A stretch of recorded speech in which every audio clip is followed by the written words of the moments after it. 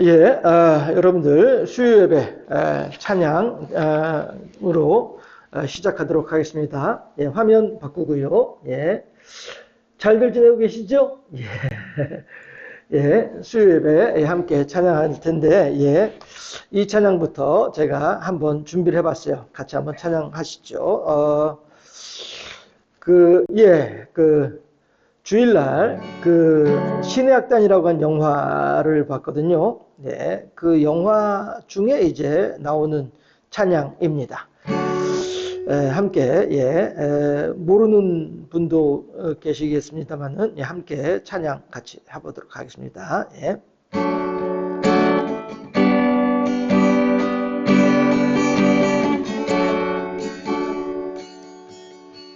내가 누려왔던 모든 것들이, 내가 지나왔던 모든 시간이,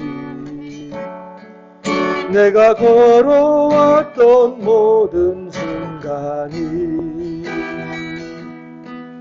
당연한 것 아니라 은혜였소. 아침 해가 뜨고 저녁에 노을, 봄의 꽃향기가 가을의 열매, 변하는 계절의 모든 순간이 당연한 것 아니라 은혜였소. 모든 것이 은혜, 은혜, 은혜, 한없는 은혜. 내 삶에 당연한 것 하나도 없었던 것을, 모든 것이 은혜, 은혜였소. 내가 이 땅에 태어나 사는 것, 어린 이 시절과 지금까지 숨을 쉬며 살며 꿈을 꾸는 삶, 당연한 것 아니라 은혜였소. 내가 하나님의 자녀로 살며 오늘 찬양하고 예배하는 삶, 복음을 전하며 살 수 축복이 당연한 것 아니라 은혜였소. 모든 것이 은혜, 은혜, 은혜, 한없는 은혜. 내 삶에 당연한 것 하나도 없었던 것을, 모든 것이 은혜, 은혜였소. 모든 것이 은혜, 은혜, 은혜, 한없는 은혜. 내 삶에 당연한 것 하나도 없었던 것을, 모든 것이 은혜, 은혜였소.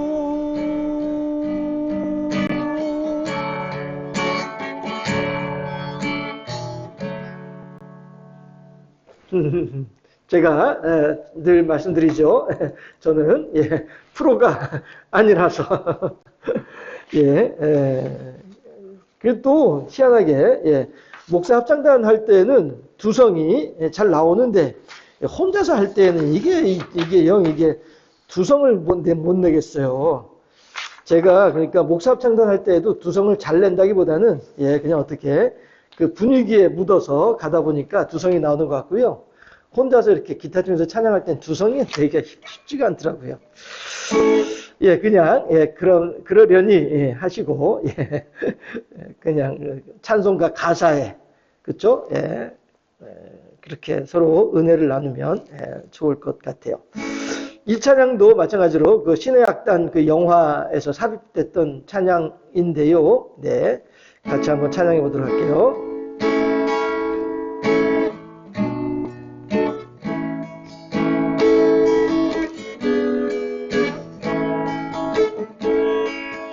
고통의 멍에 벗으려고 예수께로 나갑니다. 자유와 기쁨 베푸시는 주께로 갑니다. 병든 내 몸이 튼튼하고 빈궁한 삶이 부해지며 죄악을 벗어버리려고 주께로 갑니다. 낭패와 실망 당한 뒤에 예수께로 나갑니다. 십자가 은혜 받으려고 주께로 갑니다. 슬프던 마음 위로받고 이 생의 풍파 잔잔하며 영광의 찬송 부르려고 주께로 갑니다. 교만한 마음을 내버리고 예수께로 나갑니다. 복 되신 말씀 따르려고 주께로 갑니다. 실망한 이 몸 힘을 얻고 예수의 크신 사랑받아 하늘의 기쁨 맛보려고 주께로 갑니다.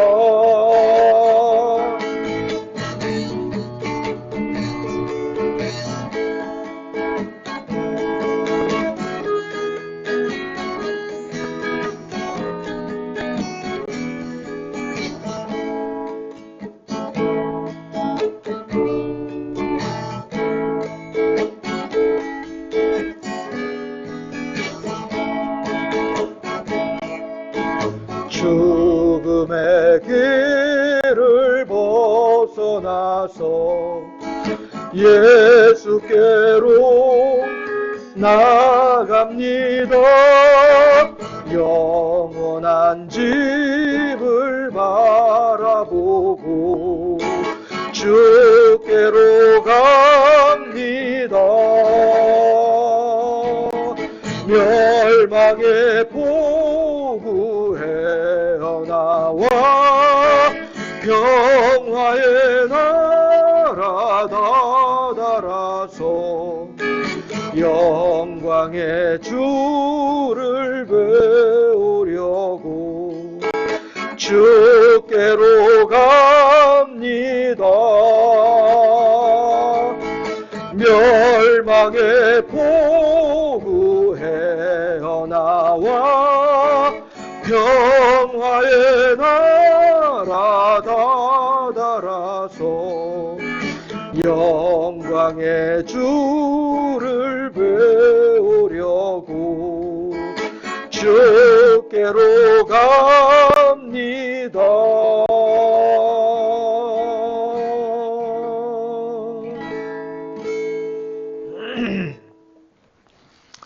예, 예.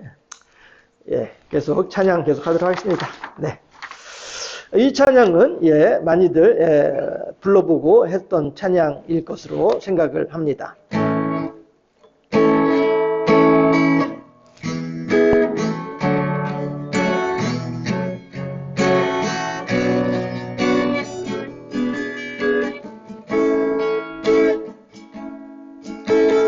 나 주님의 기쁨 되기 원하네.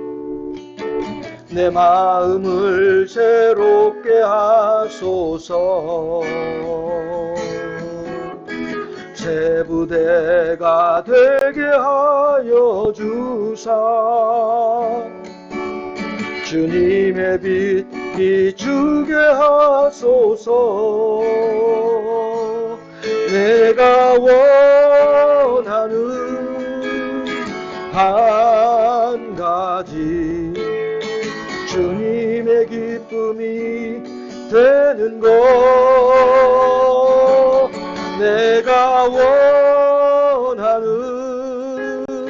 한 가지, 주님의 기쁨이 되는 것. 겸손히 내 마음 드립니다. 나의 모든 것 받으소서. 나의 맘 깨끗게 씻어주사. 주의 길로 행하게 하소서. 내가 원하는 한 가지, 주님의 기쁨이 되는 것. 내가 원하는 한 가지, 주님의 기쁨이 되는 것. 내가 원하는 한 가지, 주님의 기쁨이 되는 것. 내가 원하는 한 가지, 주님의 기쁨이 되는 것. 주님의 기쁨이 되는 것.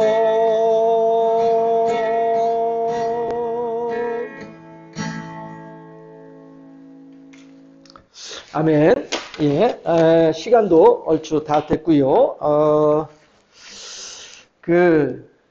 제가 한 번씩 말씀드립니다만은 이 찬양을 하다 보면은 추억 돋는 요즘 젊은 사람들 하는 말로 추억이 돋는 일이 있어가지고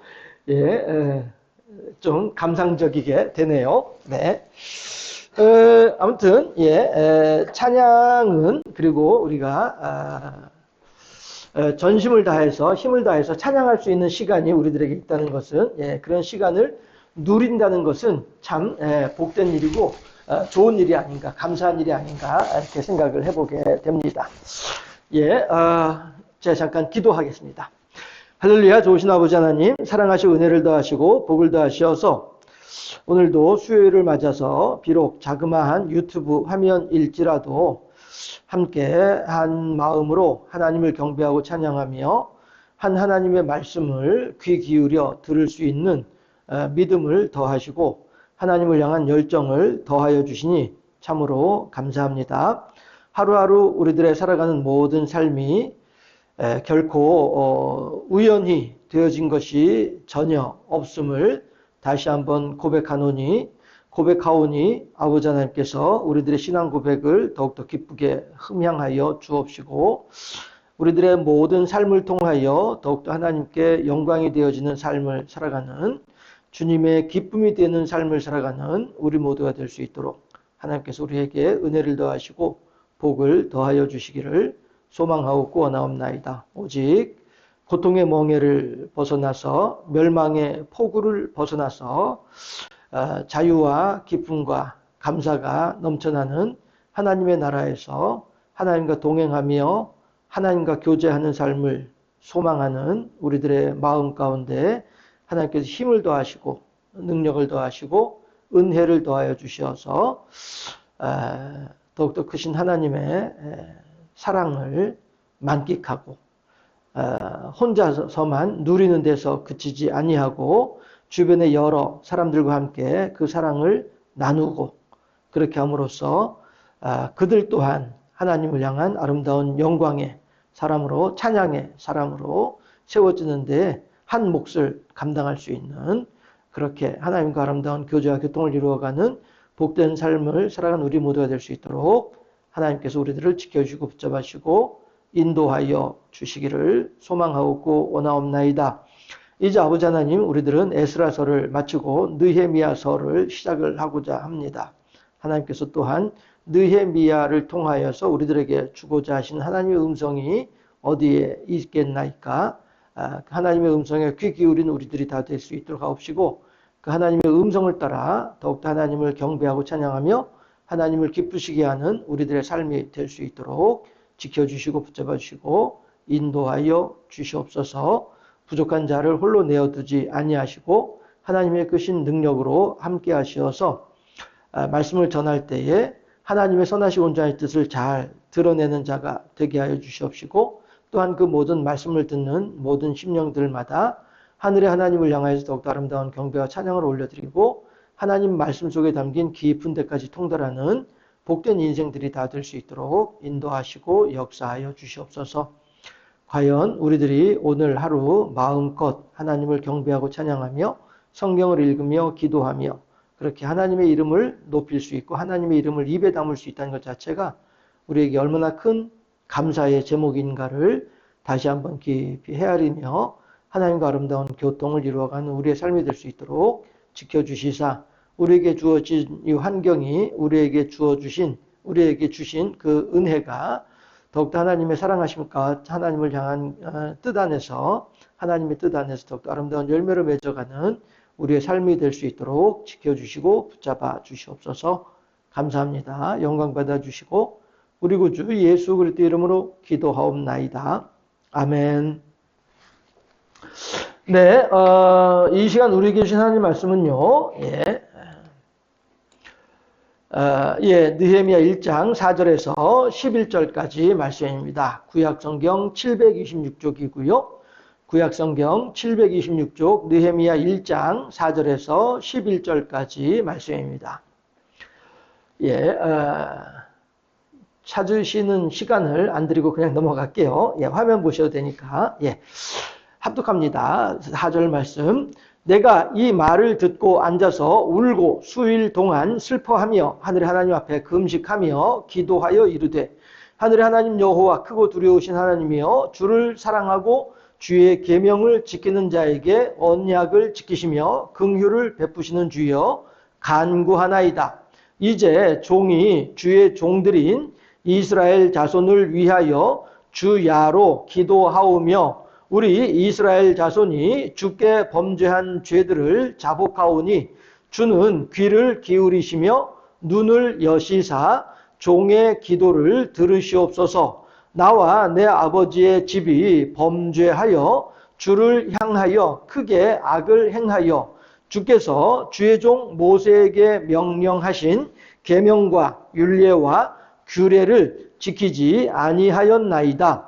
옛적에 주께서 주의 종 모세에게 명령하여 이르시되 만일 너희가 범죄하면 내가 너희를 여러 나라 가운데 흩을 것이요 만일 내게로 돌아와 내 계명을 지켜 행하면 너희 쫓긴 자가 하늘 끝에 있을지라도 내가 거기서부터 그들을 모아 내 이름을 두려고 택한 곳에 돌아오게 하리라 하신 말씀을 이제 청하건대 기억하옵소서.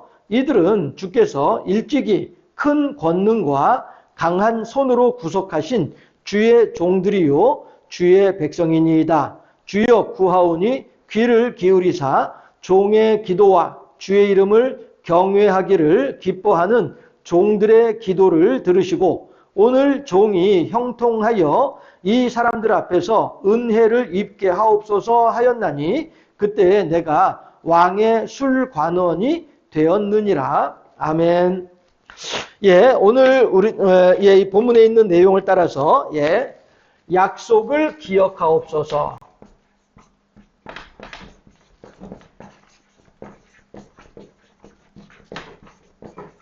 약속을 기억하옵소서라고 하는 제목으로 함께 하나님의 말씀을 나누게 될 때에 하나님의 은혜와 사랑하심의 증거가 저희 여러분에게 더욱더 충만하고 풍성할 수 있기를 주님의 이름으로 축원합니다. 네. 자, 우선 여러분들 이것부터 한번 좀 생각해 보실까요? 성경을 구약 성경을 크게 구분하면은 역사서, 그 다음에 시가서, 그 다음에 지혜서. 시가서가 지혜서죠. 시가서에 지혜서가 포함되죠.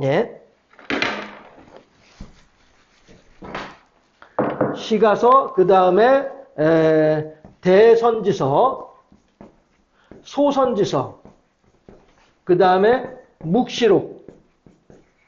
이렇게 크게 구약 성경을 구분을 할 수 있습니다. 해서 역사서 하게 되면은 창출 레민신 여기까지가 이제 역사서라고 할 수 있겠죠. 그리고 이제 굳이 또 얘기하자면은 레민신은 율법서라고도 표현을 할 수 있겠습니다만은 여기까지가 이제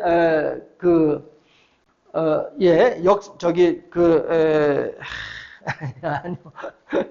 창출 레민신에다가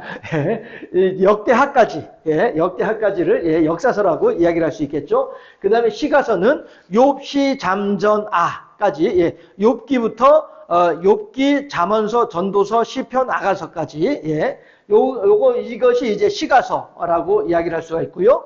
그 다음에 대선지서 하게 되면은 이사야서하고 예레미야서가 이제 대선지서예요. 해서 대선지서, 소선지서는 그 분량 얼마만큼 이제 크게 많이 있느냐 아니면은 짤막하게 있느냐 분량에 따라서 대선지서, 소선지서라고 이야기를 해요. 대선지서니까 중요하고 소선지서는 중요하지 않아. 그런 건 결코 아닙니다. 다만 굳이 대선지서와 소선지서로 나누게 구분하는 것은 분량이 길면, 분량이 많으면 대선지서라고 이야기를 하고 상대적으로 분량이 작으면 소선지서라고 이야기하는 것뿐이지 선지자의 말, 하나님께서 당대에 그 시대를 향한 하나님의 말씀하심이라고 하는 측면에서는 대선지서와 소선지서가 중요도의 차이는 결코 없다라고 하는 것이죠. 어떠한 선지서이든지 간에 다 오늘 우리들을 향하신 하나님의 말씀으로 받아들일 내용들이지 대선지서니까 중요하고 소선지서는 그냥 뭐 이렇게 하찮은 것이야는 아니다라고 하는 것이죠. 그 다음에 묵시록 하게 되면은 에스겔서나 다니엘서 같은 경우들이 이제 묵시록에 해당되는 것이죠. 예언서라고도 할 수 있는 해서 에스겔서도 그렇고 다니엘서도 그렇고 다 이제 앞으로 일어날 일에 대해서 이야기를 하잖아요. 그렇게 해서 이제 묵시록이라고 표현을 합니다. 그런데 다니엘서 같은 경우에는요. 다니엘서 같은 경우에는 조금 다른 의미를 가지고 있습니다. 뭐냐면은 사후 예언설이라고 하는 말이 있거든요. 무슨 이야기냐면은 주전 100년이 있고요. 그 다음에 주전 50년이 있어요. 50년이 있고 그 다음에 주전 400년이 있습니다. 이렇게 되면은요.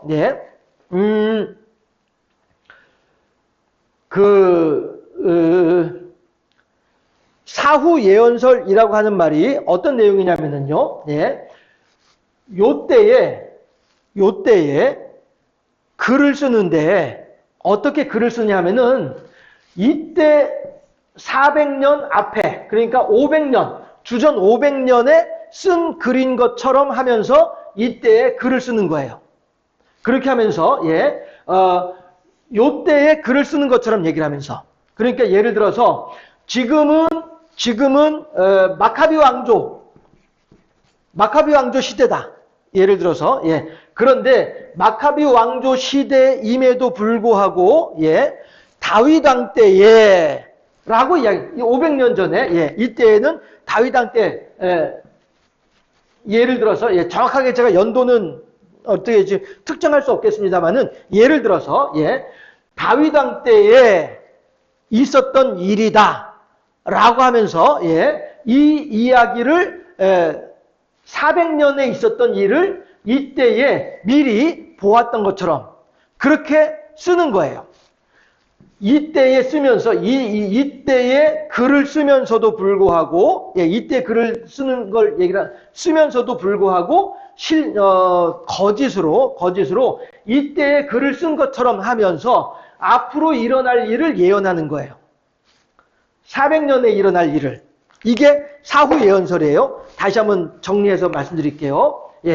요때에 100년에 주전 100년에 글을 쓰면서 이한웅이라고 하는 사람이 글을 써요. 글을 쓰는데 뭐라고 글을 쓰냐면은 내가 지금 글을 쓰는 것이 아니고 이때 글을 다윗 왕 때에 이런 일이 다윗 왕 때에 살고 있었던 이한웅이가 아니고 다니엘이라고 하는 사람이 있었어. 다니엘이라고 하는 사람이 다윗 왕 때에 살고 있었어. 그리고 그 다니엘이 본 미래의 이야기를 다니엘이 썼어 라고 하는 것이죠. 그러니까 정확히 말하면은 쓰기는 이한웅이가 쓰면서도 불구하고 다윗 왕 때에 나 다니엘이 보니 라고 하는 거죠. 혹은 여호사밧 왕 때에 나 다니엘이 보니 라고 얘기를 하는 거예요. 그렇게 하면서 요때 일어나는 일 여호아하스 임금 때에 바벨론 왕이 쳐들어와서 나라를 멸망시키는 것을 내가 보았노라 라고 하면서 이때 본 것처럼 나 다니엘이 주전 500년 나 다니엘이 앞으로 일어날 일을 예언하노니 앞으로 왕이 하나가 이 나라를 다스리는 왕이 일어나게 될 터인데 그럴 때에 북방에서 새롭게 일어난 왕이 장인의 등을 입고 왕이 된 한 임금이 이 나라에 내려와서 이 나라를 짓밟고 이 나라의 성전을 허물어뜨리고 이 나라의 왕의 눈을 뽑아버릴 것이다 라고 하는 것을 이때 예언한 것처럼 그렇게 이 100년도에 글을 쓰는 거예요. 그렇게 하면서 그러면은 왜 이렇게 거짓말을 하느냐? 이 거짓말이잖아요. 그렇죠? 이때에 100년이 되었을 때에 주전 400년에 있었던 일은 다 알고 있잖아요. 100년이 됐으니까. 그럼에도 불구하고 이거를 언제 썼냐면은 주전 500년에 쓴 것처럼 그렇게 하면서 주전 400년도에 벌어질 일을 이미 500년 전에 그 일이 벌어지기 100년 전에 이미 예언했던 것처럼 그렇게 글을 써가지고 이 시대 사람들한테 보여주는 거예요. 여보게, 이거 봐봐. 내가 지금 저 책꽂이에서 찾아냈는데 다니엘이라고 하는 사람이 주전 500년 전에 살던 사람인데 이 사람이 주전 400년 전에 있었던 일을 예언을 해놨어. 라고 하면서 사람들한테 보여주는 거예요. 내가 쓴 그림에도 불구하고 다니엘이 쓴 글을 내가 찾아냈어. 라고 하면서 보여주는 거예요. 왜 그러냐? 이거 분명히 거짓말이잖아요. 그럼에도 불구하고 왜 이렇게 이야기를 하느냐 하게 되면은 결국에는 이 시대에 살고 있는 사람들을 향하여서 봐봐 400년 전에 있었던 일을 이미 500년 전에 이미 예언을 해놨더라니까 그러면은 하나님께서 왜 이것을 이렇게 다니엘에게 보여주셔가지고 예언하게 하셨을까? 그 이유가 뭘까? 라고 하면서 이 시대에 살고 있는 사람들한테 요때의 일을 다시 재해석할 수 있도록 하는 기회를 주는 거예요. 그렇게 함으로써 지금의 어려움을, 지금의 곤란한 상황들을 이게 나만 겪는 일이 아니고 이미 하나님께서는 500년 전에 이미 말씀하셨던 일이고 그 일이 400년 전에 이루어진 일이네. 그리고 300년이 지난 지금 또다시 그 일이 반복되고 있는 거네. 그러면은 이때에 하나님께서 다니엘을 통해서 말씀하셨던 것처럼 이제 그 이야기 듣는 사람들은요, 이한웅이는 내가 썼으니까 알고 있지만은 이한웅이의 친구들은 모르고 있잖아요. 모르고 있으니까 이한웅이의 친구들은 이미 500년 전에 400년 전에 있었던 이 생길 일을 미리 예언하신 하나님, 그리고 그 예언하시면서 그러므로 너희들은 이렇게 행하도록 하여라 라고 가르쳐 주신 하나님이신데, 그렇다고 한다면은 지금 우리들한테 벌어지는 이 일들에 대해 있어서도 우리가 우왕좌왕할 것이 아니라 하나님 말씀대로만 하면은 능히 이길 수 있겠네, 능히 극복할 수 있겠네 라고 하는 사람들한테 소망, 갈 길을 밝히 보이시니 그 소망을 주기 위해서 사후 예언설로 다른 사람이 쓴 글인 것처럼 하면서 지금 있는 사람한테 보여주는 거예요. 이게 사후 예언설이에요. 그래서 다니엘서 같은 경우에는 이 묵시록의 에스겔서나 다니엘서가 묵시록에 해당되지만은, 구약 성경에서 묵시록에 해당되지만은 에스겔서보다는 다니엘서가 더 그럴 가능성이 농후한데, 다니엘서는 실질적으로 주전 400년경에 쓰여진 책이라고 그렇게 알려져 있지만은 실은 약 주전 270년경에 쓰여졌을 것이다 라고 이렇게 주장하는 사람들이 있기도 한 것이죠. 이것이 사후 예언설이에요. 그런데 다시 말씀드리지만 왜 거짓말을 했느냐, 거짓말한 이유가 무엇이냐 하게 되면은 지금 현재 이 사람들이 더 이상 우왕좌왕하지 아니하고 하나님을 향한 믿음 안에 온전히 자리 잡을 수 있도록 도와주기 위한 방법으로, 그렇게 이제 사후 예언설의 형식을 빌어서 사람들한테 하나님의, 우리들이 신앙인으로서 어떻게 살아가야 마땅한지를 보여주는 그런 이제 의미와 목적으로 사후 예언설을 가지고 이제 사람들 앞에 글을 내어놓게 되는 것이다 라고 하는 것이죠. 그런 측면에서 다니엘서는 주전 400년보다는 주전 270년에 쓰여진 것이 정확할 것이다 라고 이렇게 사람들은 그렇게 연구하는 사람들도 있기도 해요. 자, 어쨌든 대체적으로 구약 성경의 뼈대가 이렇게 역사서와 시가서와 대선지서, 소선지서, 그 다음에 묵시록으로 나뉘어진더라 라고 한 것이고요. 그렇게 했을 때에 우리들은 이제 어디로 왔냐면은 선지서로 들어온 거예요. 시가서까지는, 역사서와 시가서는 이제 끝이 났고요. 그 다음에 이제 선지서 분야로 들어온 거예요. 해서 지난주에 이제 에스라를 보았고 이제 느헤미야서를 보는 것이죠. 그런데 에스라나 느헤미야나 또 이사야나 예레미야나 이런 또 이후에 이제 학개서라든가 스가랴서라든가 하박국서라든가 아무튼 이제 모든 선지서들은 아까도 말씀드렸다시피 그 시대 사람들을 향한 하나님의 말씀, 하나님의 뜻하심을 선포하는 것이 선지서예요.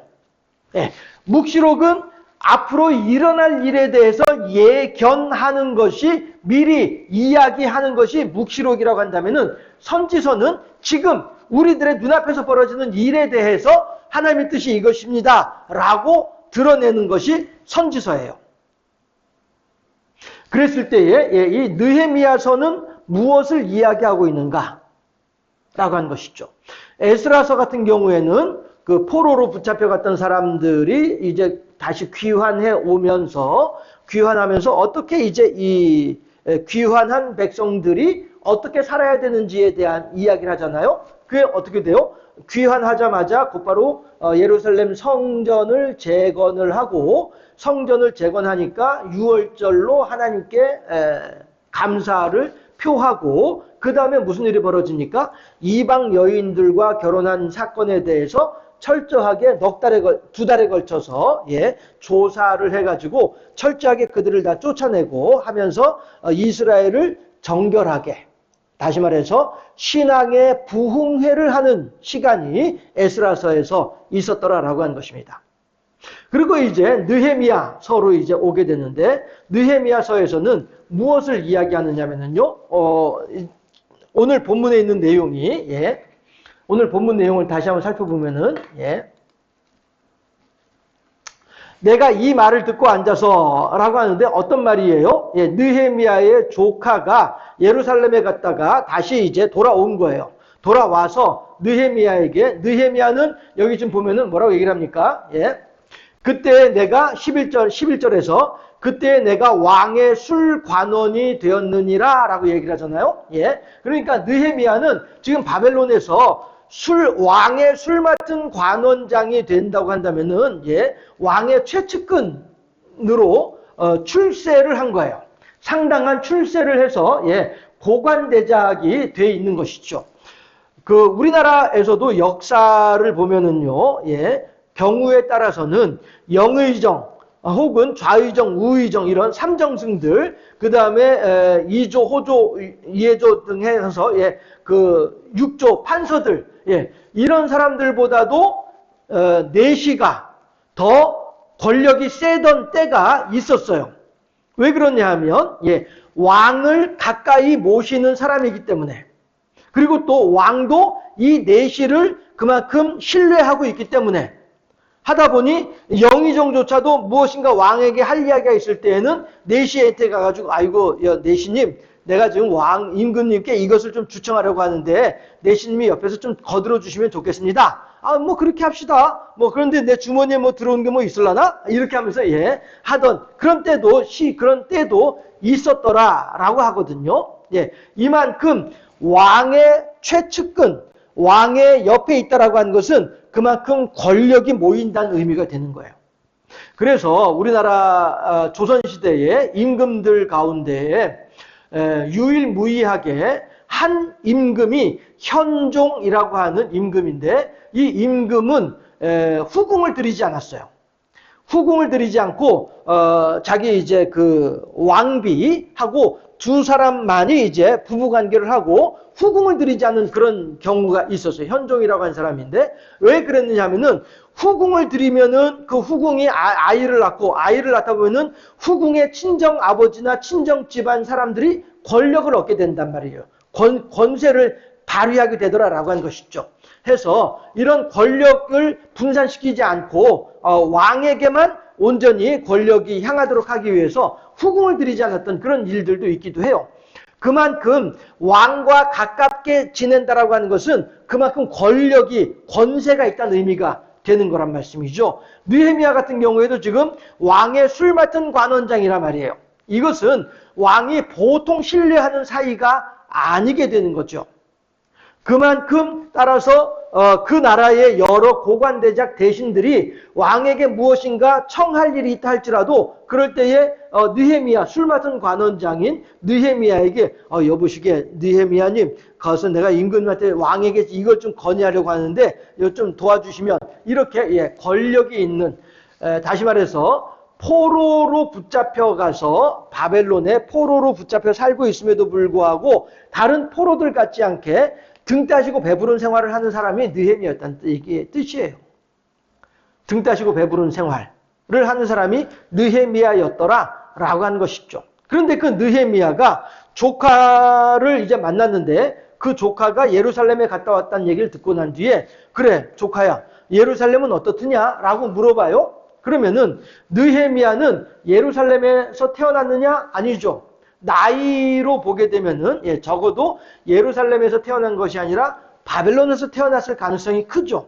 예루살렘에서 태어났다 할지라도 20살 이전에 예루살렘을 떠나온, 그러니까 아주 어린 아이 시절에 예루살렘을 떠나서 바벨론으로 온, 그래서 예루살렘에 대한 기억은 별로 없는 이런 사람일 가능성이 크다라고 한 것이죠. 아마도 예루살렘이 아닌 바벨론에서 태어났을 가능성이 훨씬 더 크고요. 혹 예루살렘에서 태어났다 할지라도 어린 시절에 예루살렘을 떠나 바벨론으로 왔을 것이다. 따라서 예루살렘에 대한 기억, 성전에 대한 기억은 별로 없을 것이다. 다만 전해 들은 이야기, 아버지로부터 할아버지로부터 전해 들은 이야기는 가지고 있을 것이다. 이 정도로 이제 느헤미야를 생각을 해볼 수가 있습니다. 그런데 그 조카가 예루살렘에 갔다가 왔어요. 오니까 느헤미야가 그래 조카야 예루살렘 잘 다녀왔더냐? 어떠하더냐? 라고 물어본단 말이에요. 그랬더니 1장 1절부터 3절까지 내용이 그 내용인데요. 예. 아이고, 그 예루살렘에 갔더니마서도 그냥 온통 그냥 폐허가 돼가지고 볼꼴만 엉망진창입니다. 이렇게 얘기를 하는 거예요. 그 말을 듣고 난 뒤에 1장 4절에서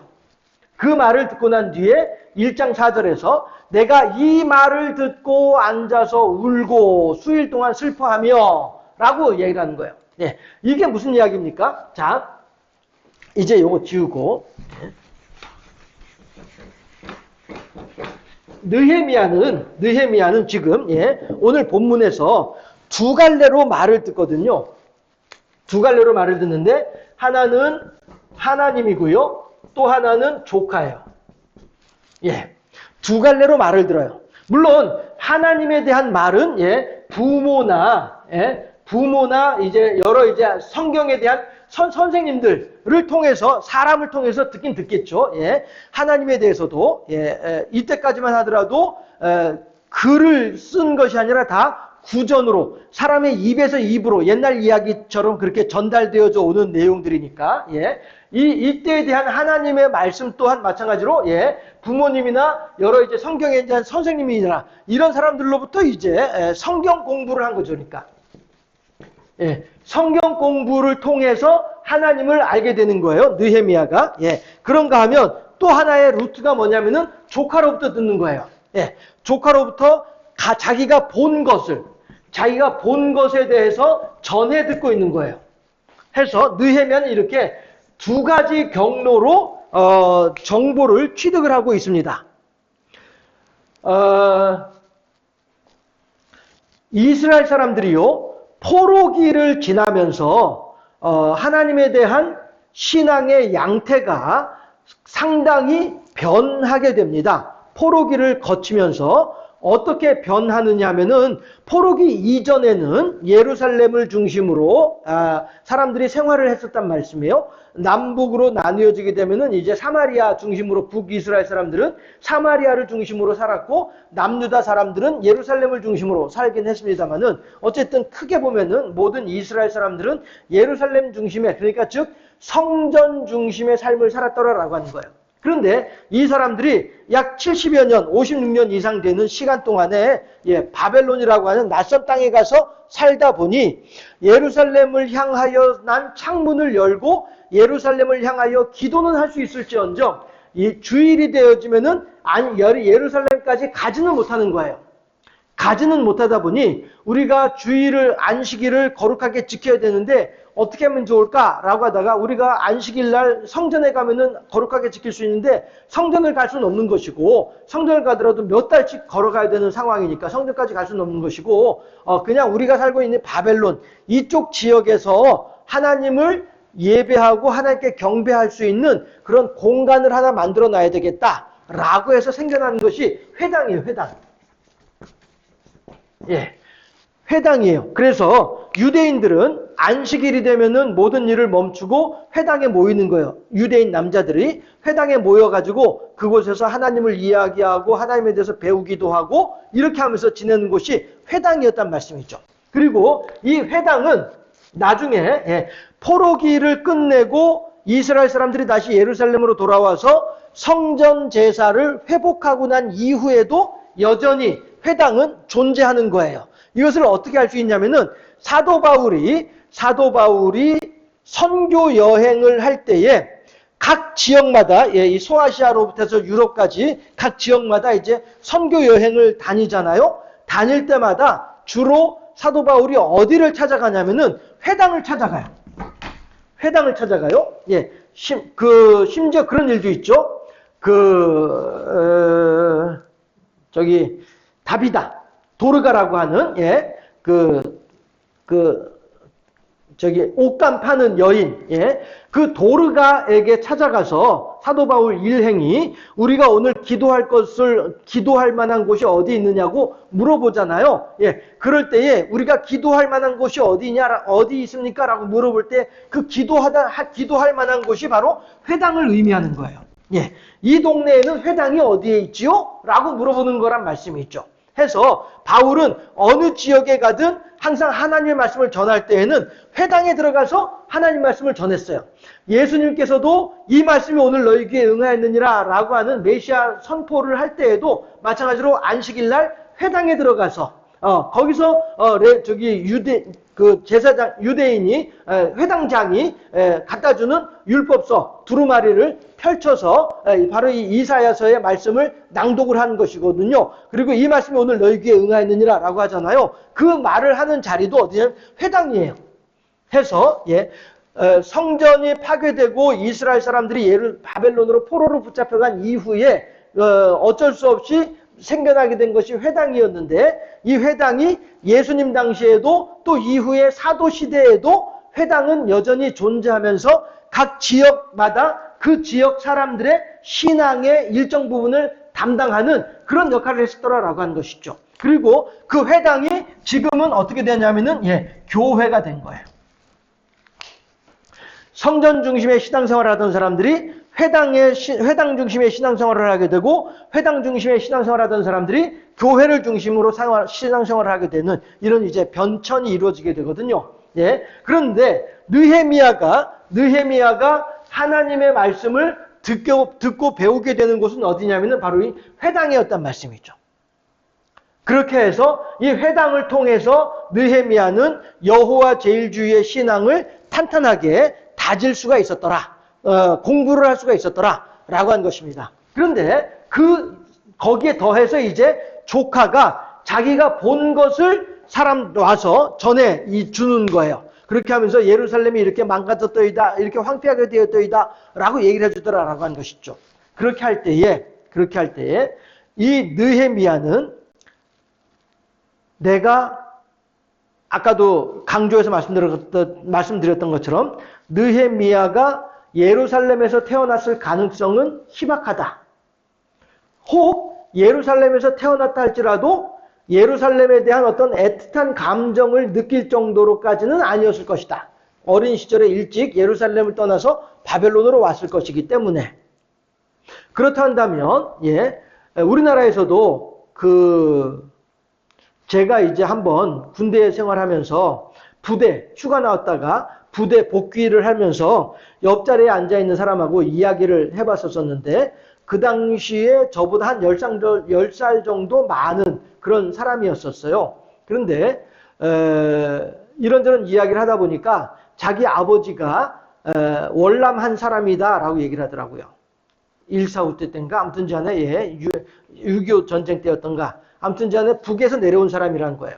그리고서 이제 내려와서 여기서 이제 가족을 일구어가지고 이 사람도 그 월남했던 이북 사람의 이제 자녀로 성장하고 있는 거예요. 그런데 북한에도 이 아버지의 가족들이, 이 아버지의 아내와 이 아버지의 자녀들이 북한에도 살고 있다는 거예요.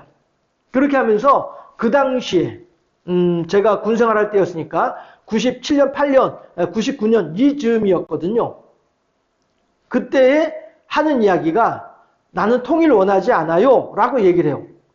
왜요? 그랬더니 통일이 돼가지고 북한에 있는 아버지 가족들 만나면은 이게 어떻게 되겠냐 는 거예요. 서로 곤란하지 않겠냐라고 한 것이죠. 그러면서 나는 통일이 안 됐으면 좋겠어요 라고 얘기를 하던 사람이 있었거든요. 그런데 생각을 해보세요. 왜 그러냐면은 나는 가보지도 않은 고향이거든. 아버지의 고향일 뿐이지 나하고는 아무런 상관이 없는 곳이에요. 북한 땅이.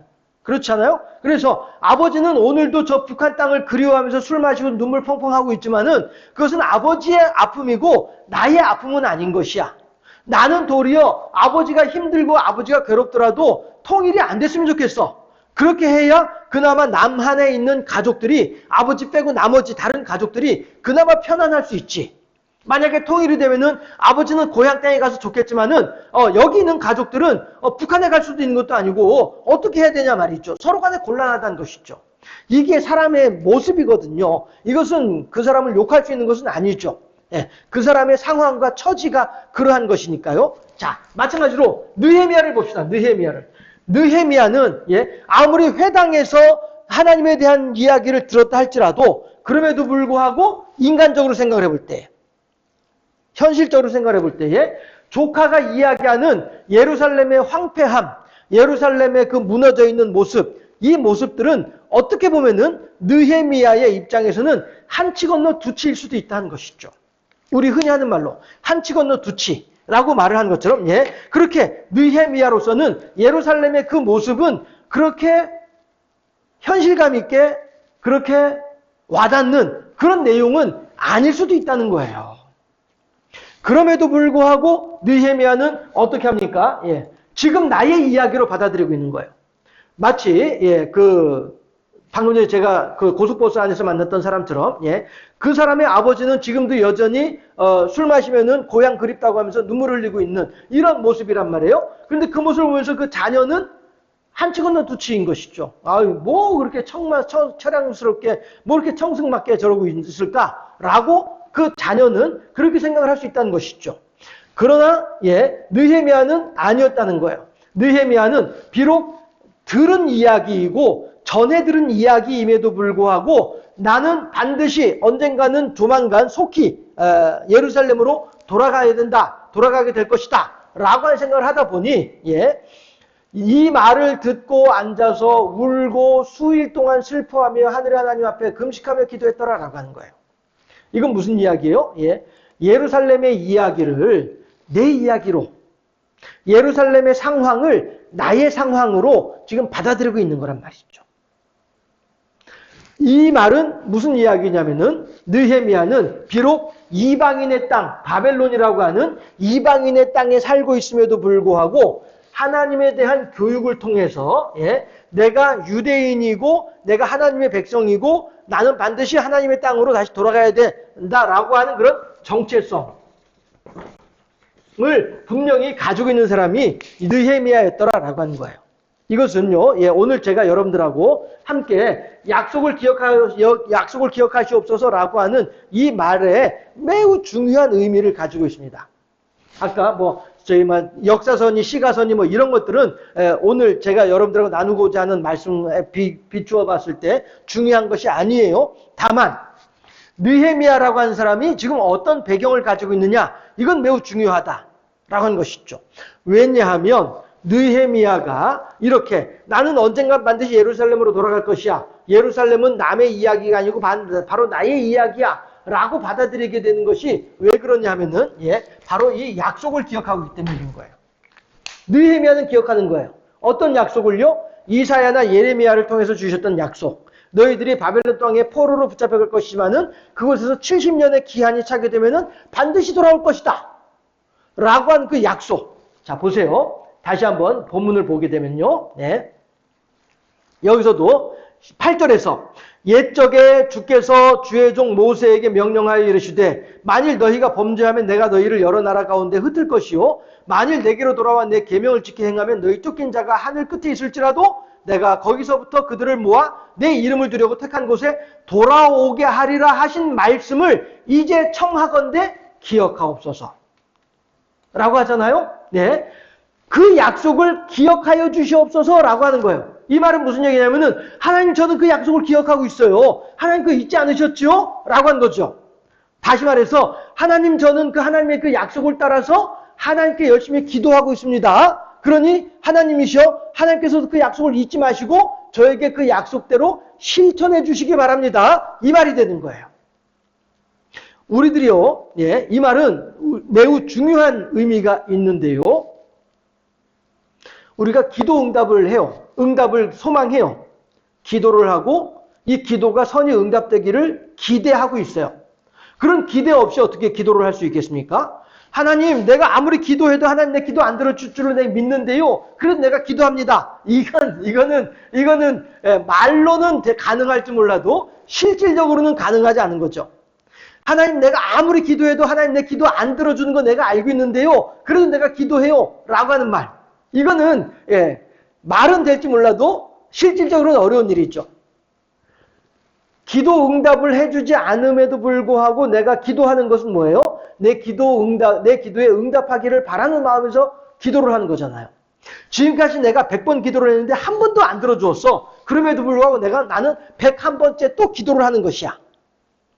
이것은 왜 그래요? 하나님께서 101번째는 들어주실까 싶어서, 하나님께서 102번째는 들어주실까 싶어서 103번째는 들어주실까 싶어서 그래서 계속 기도하는 거란 말씀이죠. 하나님께서 나의 기도에 응답해 주시기를 나의 기도를 들어주시기를 바라는 마음을 가지고 기도를 하는 거예요. 그렇죠? 이런 것처럼 지금 느헤미야는 그걸 이야기를 하는 거예요. 하나님이시여 이미 말씀하신 것이 있죠. 그래서 제가 그 말씀을 따라서 저는 기억하고 있어요. 그러니 하나님께서도 그 약속을 기억하여 주시기를 바랍니다. 라고 하는 것이죠. 우리들이요, 기도 응답을 나의 능력으로 생각하는 사람들이 있어요. 예전에 제가 한 번, 두 번인가 여러분들한테 소개해드린 적이 있었던 기억이 나는데, 어느 부흥사 목사님이 제가 이제 그 앉아있는, 예배 드리려고 앉아있는 그 교회에 오셔가지고 부흥사 목사님이 그렇게 설교를 한 적이 있었어요. 여러분들, 제가요, 비행기를 타잖아요? 그러면은 씩 한번 뒤돌아봐요. 그리고서는 이 자식들아, 너희들은 다 내 덕분에 안전하게 간 줄로 알아. 이렇게 얘기를 합니다. 이렇게 얘기를 하는 거예요. 그러니까 사람들이 막 저도 마찬가지로 아멘 아멘 하면서 역시 하나님의 사람이 가니까 그 비행기가 안전해. 이렇게 이제 그렇게 생각을 했던 때가 있었단 말씀이죠. 그런데 있잖아요. 그것은 그 목사님 개인적으로는 매우 훌륭한 믿음이라고 이야기할 수도 있을 것 같아요. 하나님의 사람이 하나님의 말씀을 전하기 위해서 이 비행기를 탔어. 그러니 하나님께서 맡기신 사명을 내가 잘 감당하기 위해서는 그것 때문에라도 하나님께서는 이 비행기를 떨어뜨리지 않고 목적지까지 안전하게 데려가 주실 것이야. 이 목사님은 그 얘기를 하는 거거든요. 아니 여러분들 생각해 보세요. 내가 지금 그 비행기를 탔는데 하나님께서 그 비행기 떨어뜨리시겠습니까? 내가 원하는 곳에 가서 하나님의 말씀을 전해야 되는데 이 사명을 가진 자가 타고 있는데 하나님께서 그 비행기를 안전하게 공항까지 내려주지 않으시겠습니까? 그러니 나는 그 믿음을 가지고 이 자식들아 너희들은 다 내 덕분에 안전하게 간 줄로 알아 라고 선포하는 것입니다. 할렐루야 하니까 저 포함해서 그 교인들이 다 아멘 아멘 하면서 그렇게 이제 그 목사님의 설교에 호응을 했던 때가 있었단 말씀이에요. 그런데 다시 말씀드리지만 그 목사님 개인적인 믿음으로는 뭐 그냥 그렇게 할 수 있겠다 싶어요. 그렇지만 그 믿음을 다른 사람들한테 그렇게 말을 함으로써 저도 마찬가지로 그렇게 해서 기도 응답이라고 하는 것이 이렇게 어떤 그런 내게 주어진 특권으로 생각한 적이 있었더란 말씀이죠. 그런데요, 그때 그 신앙의 단계를 넘어가서 좀 더 알고 좀 더 이제 헤아리고 생각하고 이렇게 하다 보니까 기도 응답이라고 하는 것은 나의 자랑거리가 아니더라 하는 거예요. 내가 소나무 뿌리를 몇 개를 뽑아가지고 응답받았어.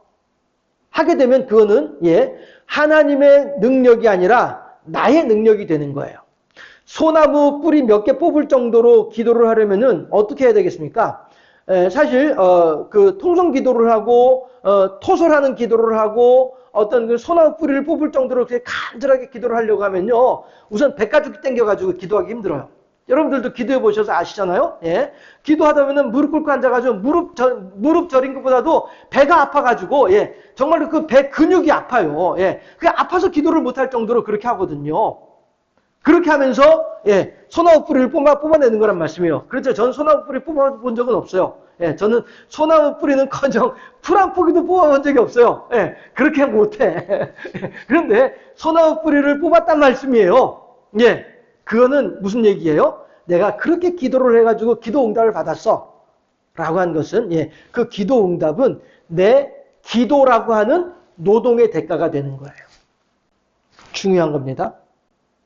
기도 응답이라고 하는 것은 내 기도라고 하는 노동의 대가로 받는 것이 기도 응답이 결코 아니에요.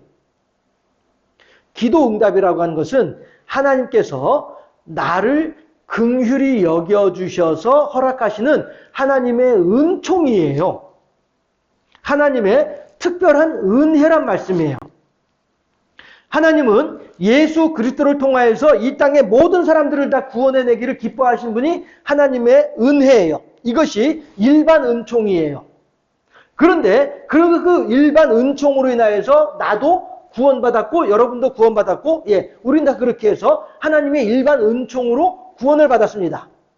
그런데 그 일반 은총으로 구원을 받은 사람들 가운데 어떤 사람들은 기도 응답을 받고 어떤 사람들은 기도 응답을 받지 못해요. 예, 이 기도 응답을 받느냐 못 받느냐 이런 것들이 특별 은총이란 말씀이죠. 다시 말씀을 드려서 일반 은총은 모든 사람들에게 보편적으로 적용되어지는 것이 일반 은총이라고 한다면은 특별 은총이라고 하는 것은 내가 하나님과의 교제와 교통 가운데에서 누리는 하나님의 은혜, 이것이 특별 은총이란 말씀이죠.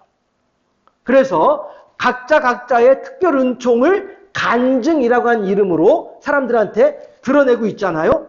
예. 그러나, 예, 그러면은, 내가 뭐 간증할 것이 없어. 나는 뭐 별로 없는데? 라고 말하는 사람들이 있죠. 그 사람들은 그런 특별 은총이 없느냐? 아니에요.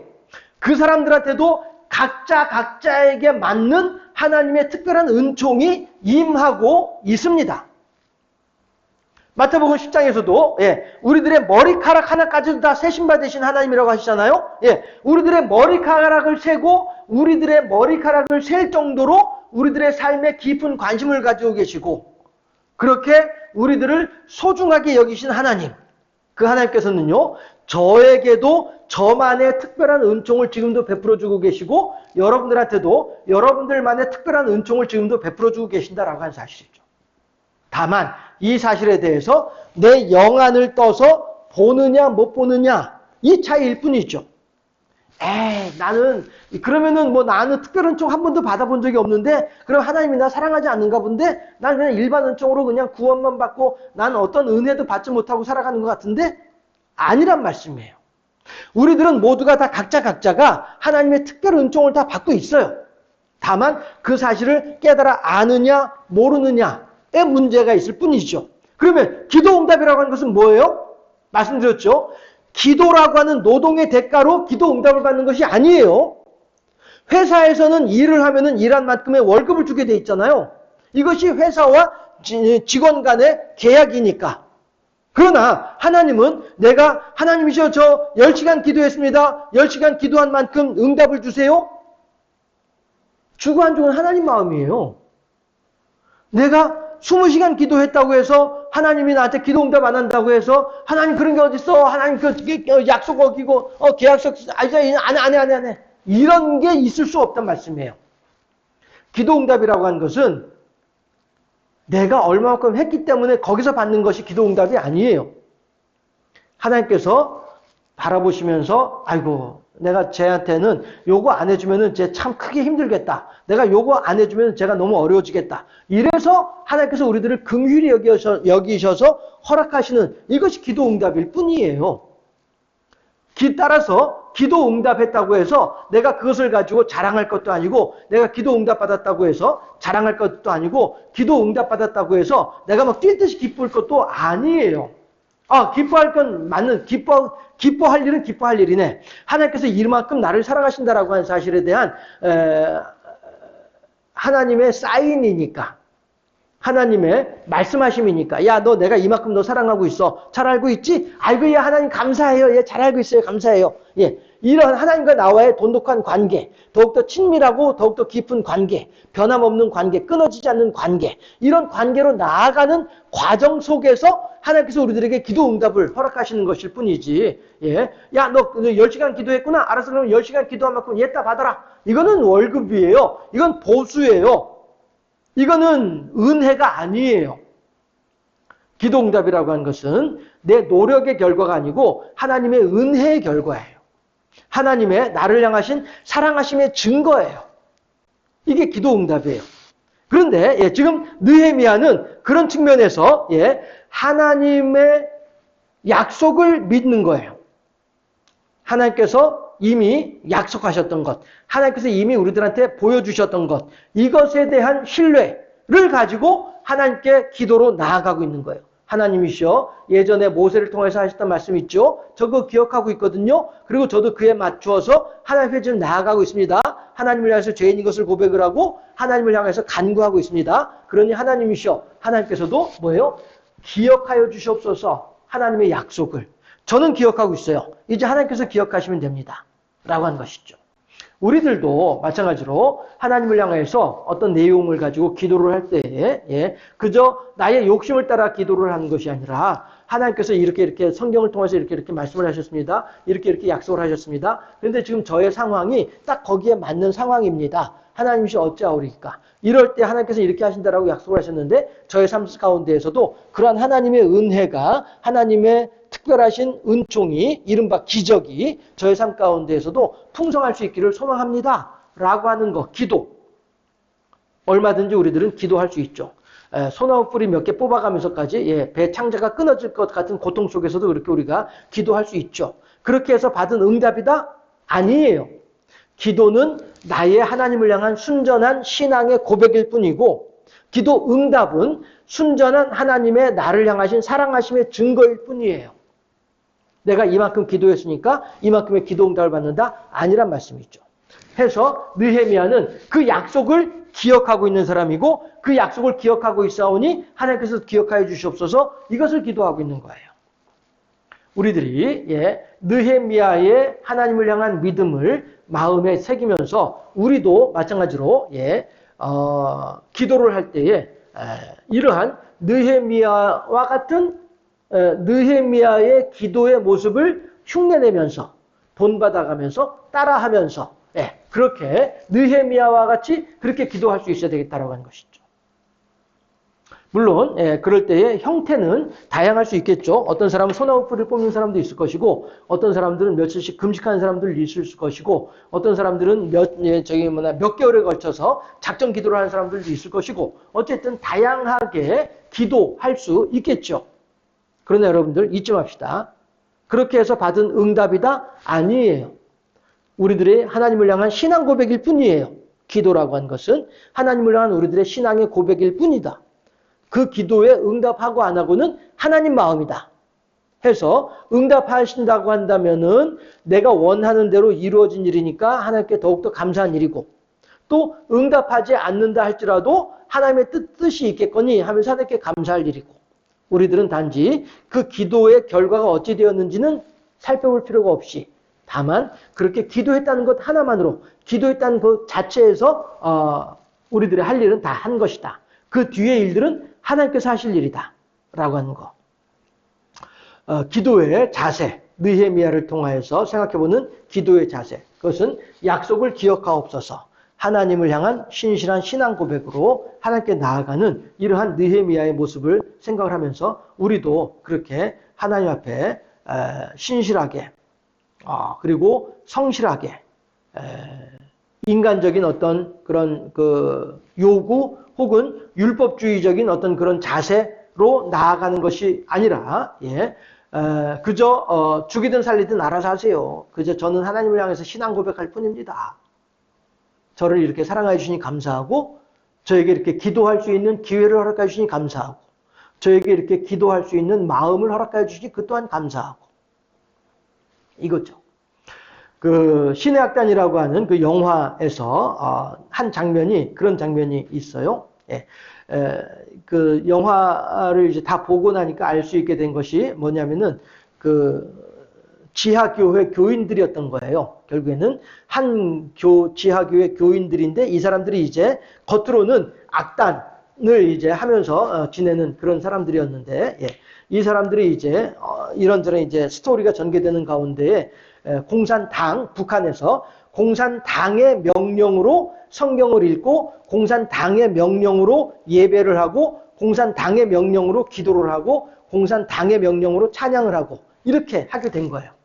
그런데 이 사람들이 하루 저녁에 이제 골방에 모여가지고 가운데 촛불을 딱 켜놓고서 주변에 사람들 지나가면 조용히 하면서 이렇게 예전에 지금까지 지하교회 예배 드리던 것처럼 그렇게 이제 숨어서 이제 있는 거예요. 그렇게 하는데 한 사람이 벌떡 일어나더니 불을 확 켜. 그래서 전구가 켜지면서 방이 환해지잖아요. 그러니까 사람들이 깜짝 놀라는 거예요. 왜 켜세요? 왜 켜세요? 막 하는 거예요. 그럴 때 그 사람이 뭐라고 얘기하냐면, 아이, 참말로, 당에서 하라고 해서 하는 건데, 뭐 감출 일이 뭐가 있냐고 하면서, 그렇게 이제 하니까 사람들이 그제서야, 그렇지. 우리가 지금 더 이상 몰래 숨어서 예배 드리는 것이 아니라, 당에서 허락을 한 거니까 마음 놓고 성경을 읽고 마음 놓고 찬양을 하고 마음 놓고 기도해도 아무 문제가 없지. 당에서 공산당이 뭐라고 얘기할 게 아니니까 이렇게 이제 해서 자유롭게 그렇게 하나님을 예배하고 하는 그런 장면이 영화 신의 악단이라고 하는 영화에서 한 장면으로 나오던데, 네, 그런 신앙 고백의 자세, 이것이 더 중요하지 않겠냐 하는 것이죠.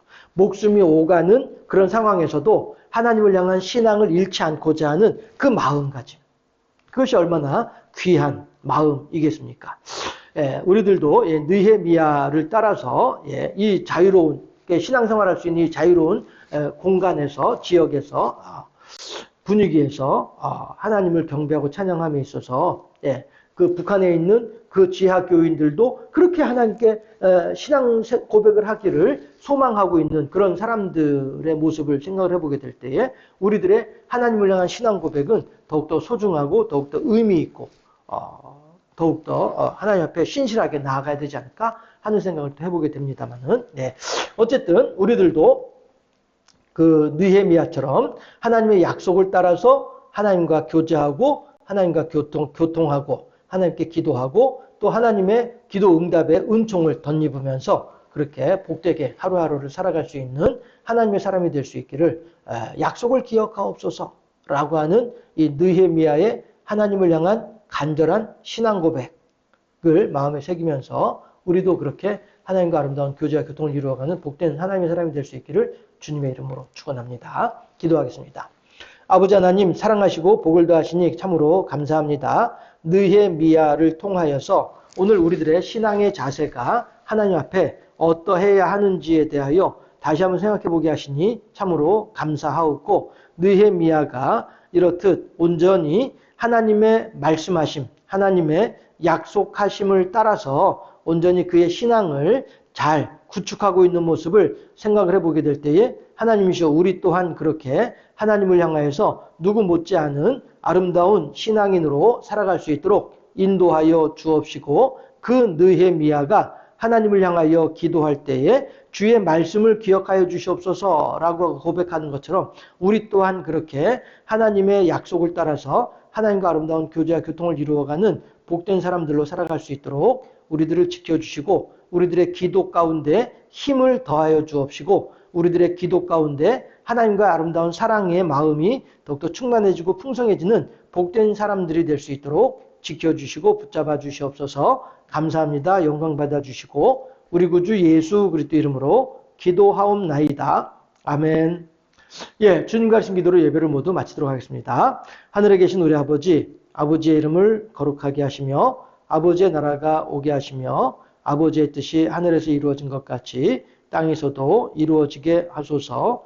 오늘 우리에게 일용할 양식을 주시고 우리가 우리에게 잘 못한 사람을 용서하여 준 것 같이 우리 죄를 용서하여 주시고 우리를 시험에 빠지지 않게 하시고 악에서 구하옵소서. 나라와 권능과 영광이 영원히 아버지의 것입니다. 아멘. 여러분들 예배 모두 마쳤고요. 하나님의 은혜와 사랑 가운데 건강하게 평안하게 잘 지내시고요. 주일날 또 반갑게 만나도록 하겠습니다.